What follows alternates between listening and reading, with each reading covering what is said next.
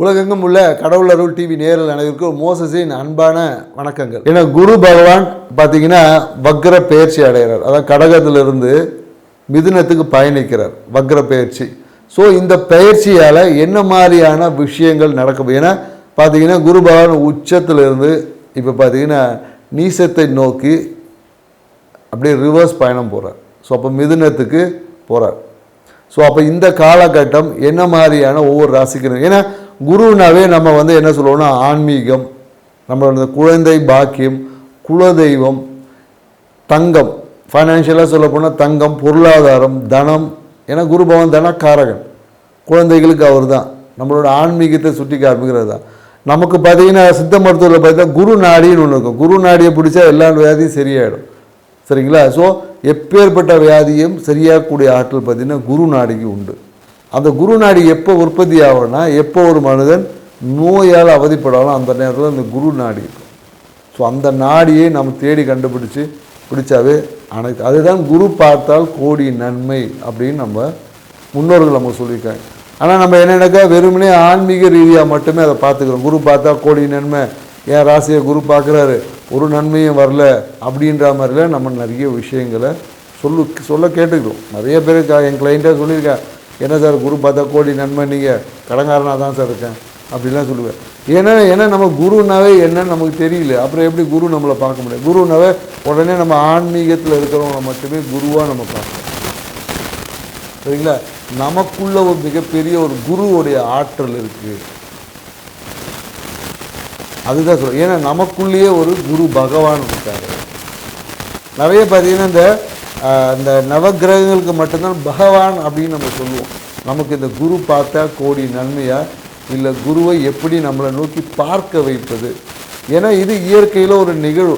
ஏன்னா பிரபஞ்சத்தில் அந்த குரு என்ற கிரகம் நகரும் போது ஏற்படக்கூடிய விஷயத்தை தான் நம்ம இப்போ சொல்கிறோம். ஆனால் இந்த குருவுடைய ஆற்றலை நம்ம கையில் மேன்மைப்படுத்திக்கும்.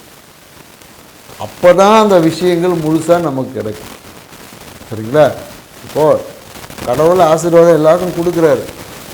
யாருக்கும் கடவுள் என்ன சொல்ல, எல்லா கடவுளும் மனிதர்களுக்கு நிபந்தனையற்ற விஷயங்களை அள்ளி கொடுக்குறாங்க. ஆனால் சில பேரால் மட்டும்தான் அதை பெற்றுக்கொள்ள முடியுது, சில பேரால் பெற்றுக்கொள்ள முடியல. ஏன்னா நம்ம மனம் அலைப்பாஞ்சிட்டே இருக்கல. நம்ம இங்கேருந்து அங்கே ஓடுறோம், அங்கேருந்து இங்கே ஓடுறோம், இந்த கோயில் விட்டு அந்த கோயில்.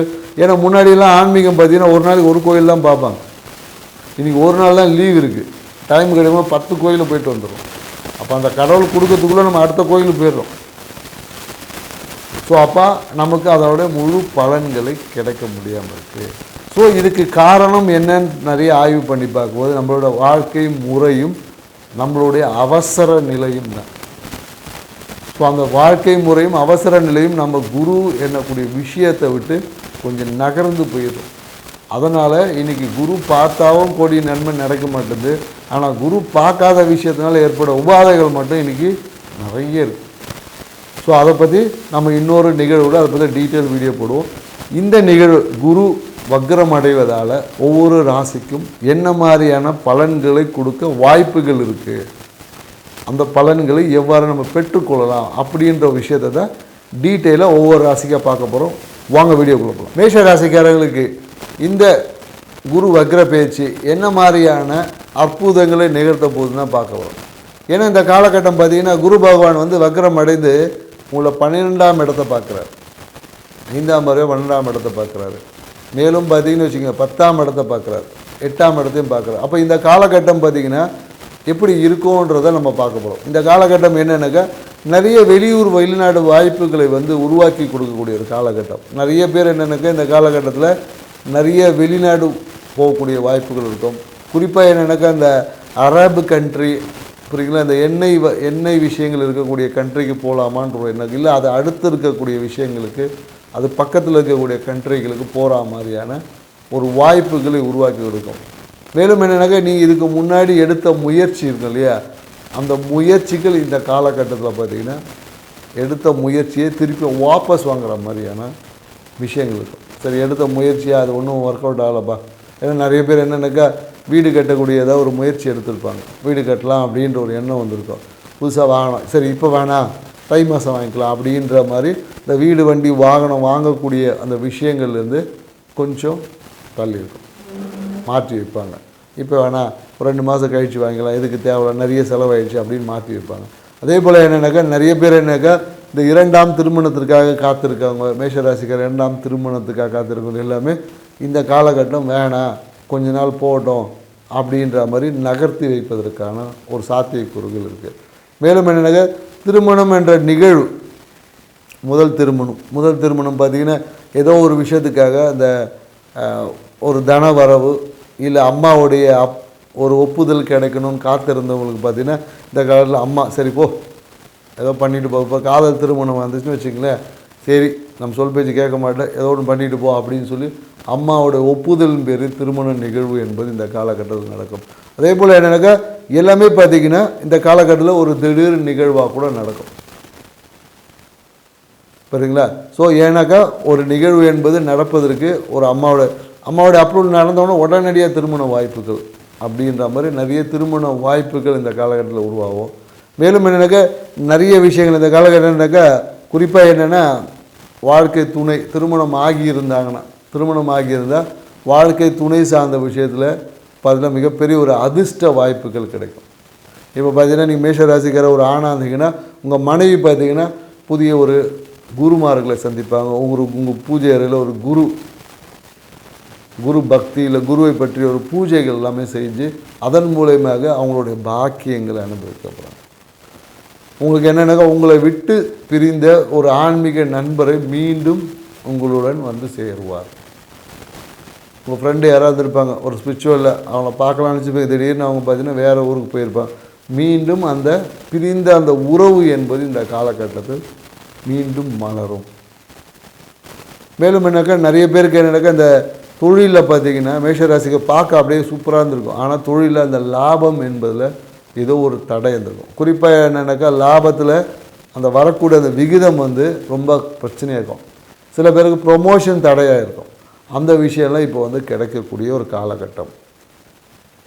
ஏன்னா நிறைய மேஷராசிக்காரங்க பார்த்திங்கன்னா அண்ணங்கிட்ட சொத்து தகராறு இருந்திருக்கும், நல்ல தகராறு உருவாகிருக்கும்.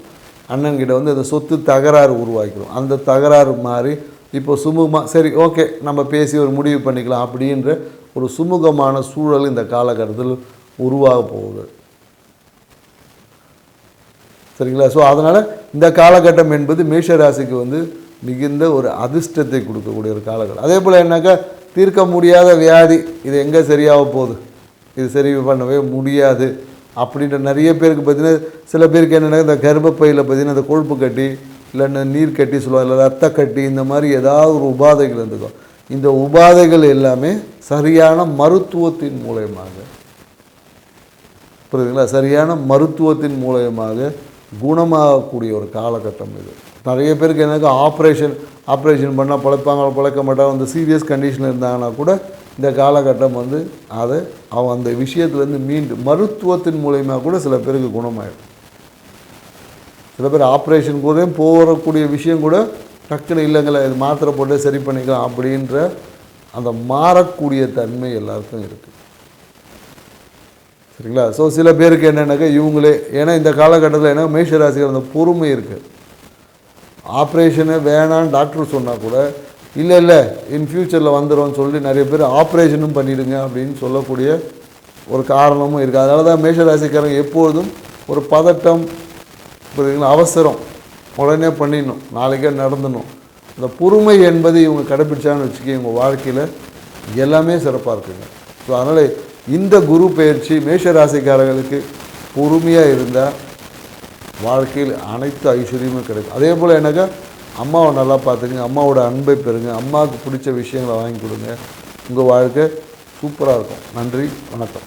கடவுள் அருள் டிவியை பார்த்தமைக்கு நன்றிகள். மேலும் இது போன்ற தகவல்களை தெரிந்து கொள்ள கடவுள் அருள் டிவியை சப்ஸ்கிரைப் செய்யுங்கள். மறக்காமல் பெல் ஐக்கானை கிளிக் செய்யுங்கள்.